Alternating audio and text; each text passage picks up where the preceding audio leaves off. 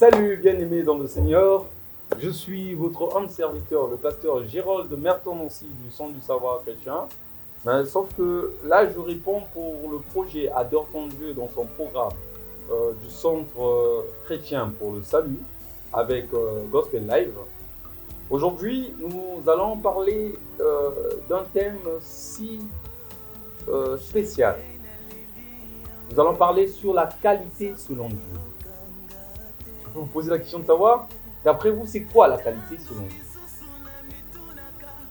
Beaucoup de gens, au travers diverses interprétations, diront c'est quoi la question de qualité selon Dieu.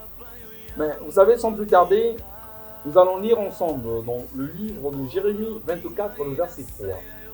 Il est écrit, « L'Éternel me dit, que vois-tu, Jérémie ?» Je répondis, « Des figues.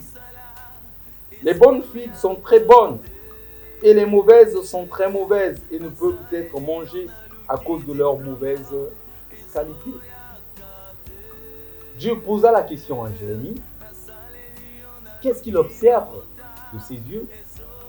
Il observa deux types de fruits, mais de même nature, des figues. Il dit, il observa à la fois des figues bonnes, qui sont très bonnes, et des figues mauvaises, qui sont très mauvaises par rapport à leur qualité. Lorsque nous nous présentons devant Dieu, la Bible dit, fais attention à toi lorsque tu te présentes devant Dieu. De peur que tu n'offres à Dieu l'offrande des gens incrédules, que tu offres à Dieu l'offrande des insensés, plutôt que l'offrande des personnes qui sont intelligents, qui sont remplis par l'Esprit Saint.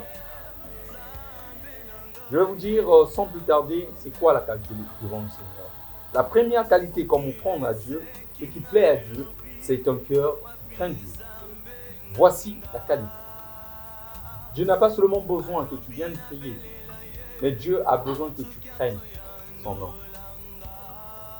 L'esprit que Dieu nous a communiqué n'est pas un esprit de peur, mais Dieu nous a communiqué un esprit de crainte et d'amour. Il y a une différence entre avoir peur et craindre. Nous craignons le Seigneur, mais nous ne devons pas avoir peur de l'adversité. Nous devons craindre Dieu pour être assujettis à sa volonté.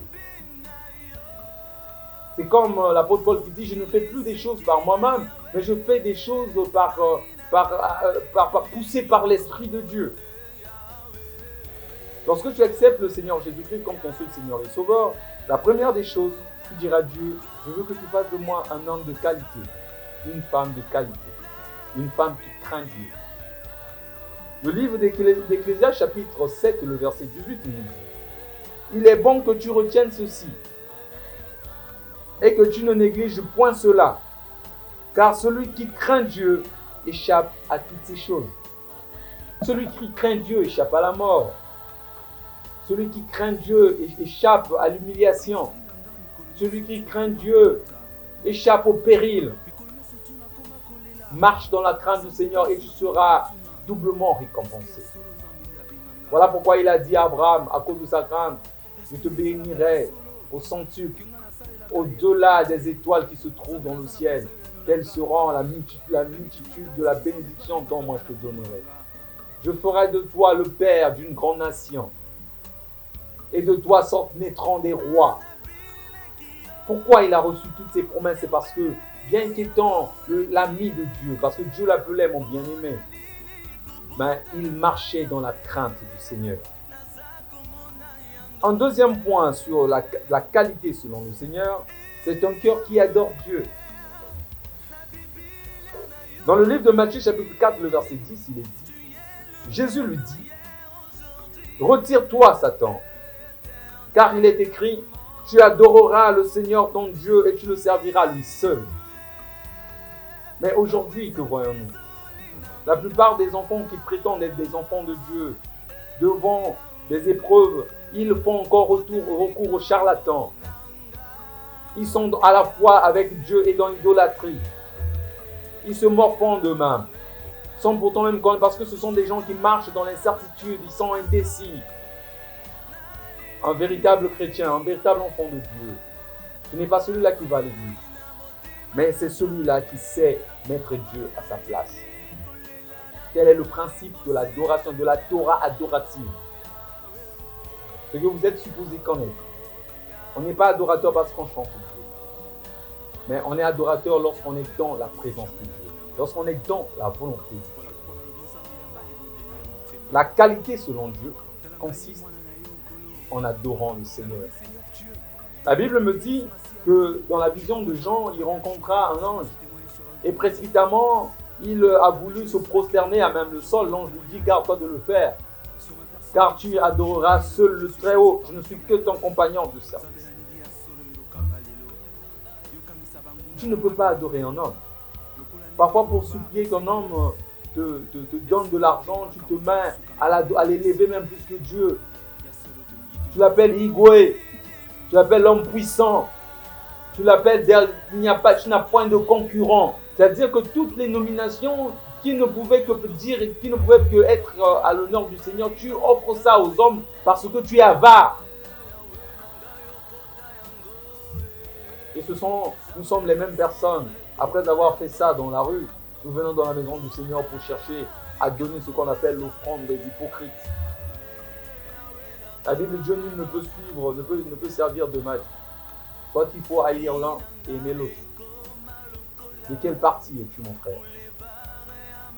De qui es-tu servante?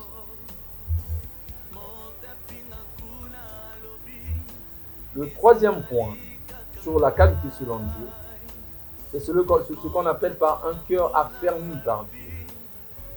Vous savez qu'il y a des cœurs qui se sont affermis par des problèmes. Mais ici, je parle des cœurs qui sont affermis par Dieu. Parce que affermi veut dire rendre dur.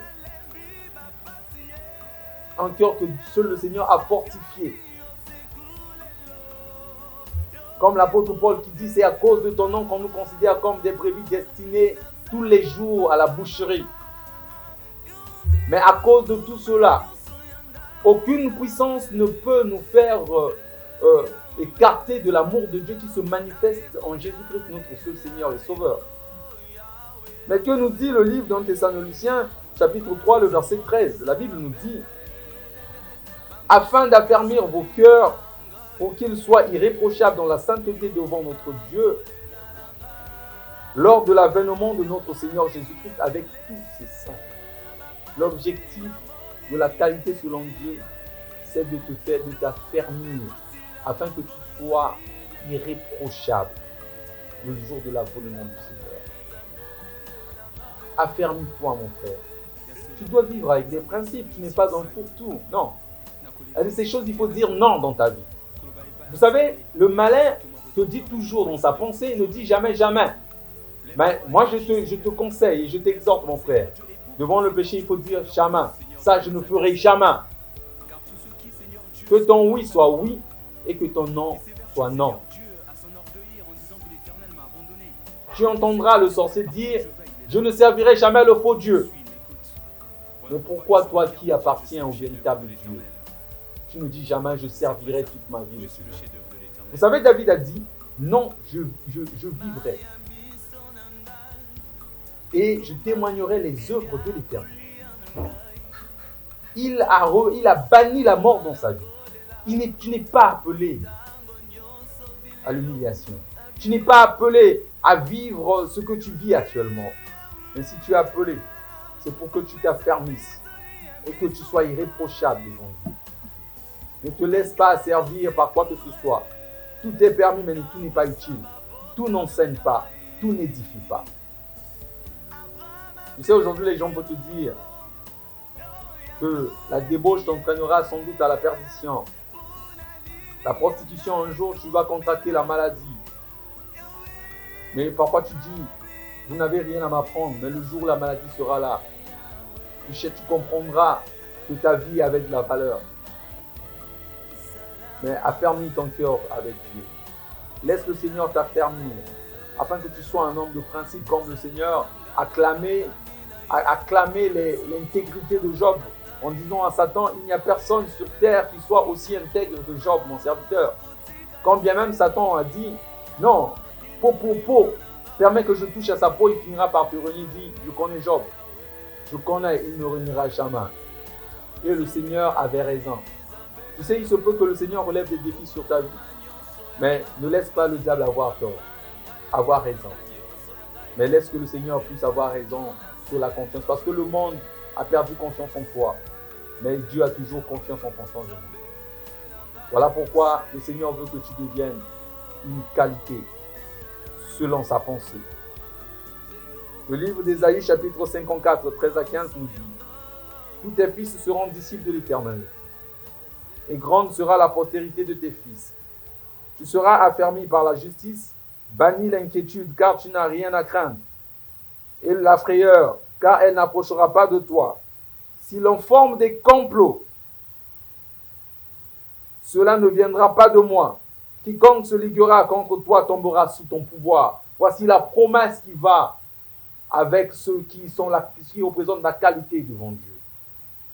Affermis tes pas dans ta parole, dans la parole, et ne laisse aucune iniquité dominer sur toi. Tel que le livre des Psaumes, chapitre 119, le verset 133 nous dit.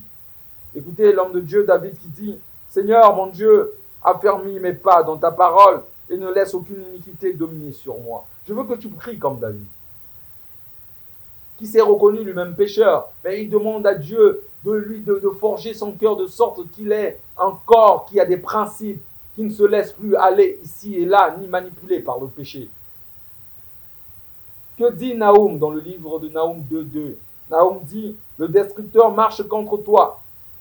Garde la forteresse, veille sur la route, affermis tes reins, recueille ta force. Le diable marche contre toi, avec un seul objectif: il veut que tu tombes, il veut que tu succombes à l'épreuve. Toi, ne succombe pas, même si les membres de ta famille n'ont plus confiance en toi. Mais Dieu a toujours confiance en ses fils. Il dit: je connais mes brebis, et mes brebis me connaissent. Si tu te reconnais comme étant la brebis de Dieu, et que tu veux aujourd'hui, au travers de cette prière, devenir la qualité selon le Seigneur, je t'invite à prier avec nous. Tendre Père céleste, Seigneur, aujourd'hui je ne viens pas demander, Seigneur Dieu, les biens de ce monde. Je ne viens ni rechercher l'honneur des hommes. Mais Seigneur, je veux que tu fasses de ma personne une qualité devant toi. Seigneur, je veux être un sujet de qualité. Je ne veux pas seulement, Seigneur Dieu, dans ma complaisance, que je dise que réellement je suis créé selon l'image de Dieu. Non, mais je veux que Dieu me considère selon ses capacités, selon sa pensée. Je ne veux pas dire ce que je ne représente pas, mais je veux que le Seigneur dise sur moi ce que je suis réellement. Seigneur, fais que je sois une offrande de qualité à tes yeux, par le nom puissant de Jésus-Christ. J'ai ainsi prié et je dis Amen. Merci.